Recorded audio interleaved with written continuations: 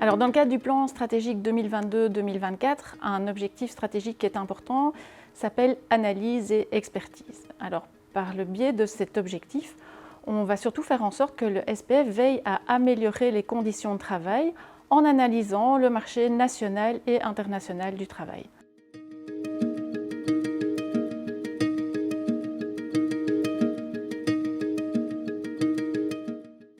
Pour parvenir à rencontrer cet objectif, on va travailler sur deux axes.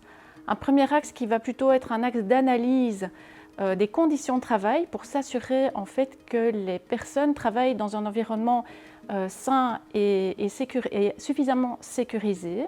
Mais on va aussi faire en sorte d'apporter aux entreprises un support pour faire en sorte que les conditions de travail mènent à un travail durable et soutenable. Dans ce cadre de ce premier axe, je donnerai deux exemples qui sont pour moi fondamentaux. Tout d'abord, on va travailler sur la stratégie nationale pour améliorer le bien-être des travailleurs.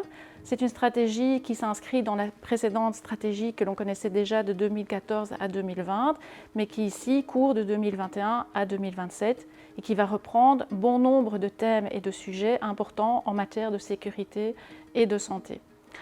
Un deuxième projet, c'est le data mining des risques professionnels. Et donc là, l'objectif est de lister l'ensemble des risques professionnels de façon exhaustive pour pouvoir en faire une base de données, pouvoir la mettre à disposition des entreprises pour pouvoir déterminer où est-ce que l'on en est par rapport aux risques que l'on rencontre au sein des entreprises.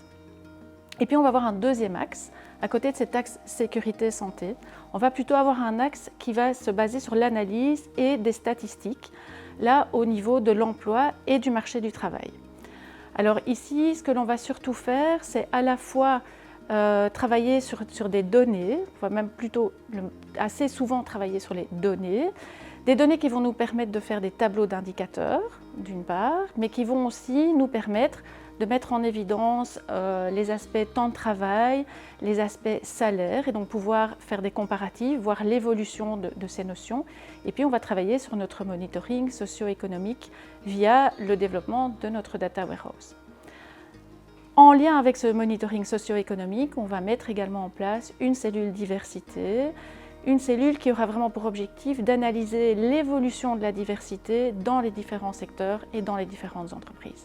Donc en atteignant cet objectif d'analyse et d'expertise, on va faire en sorte que le SPF Emploi devienne la source la plus complète et la plus fiable en matière de données sur les conditions de travail, sur l'emploi et sur le marché du travail de manière générale.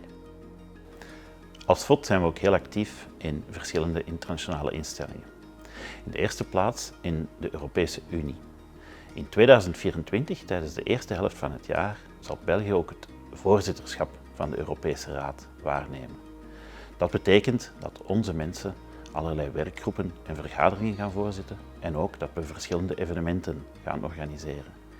Die kans gaan we aangrijpen om te proberen het Europees sociaal model verder te versterken.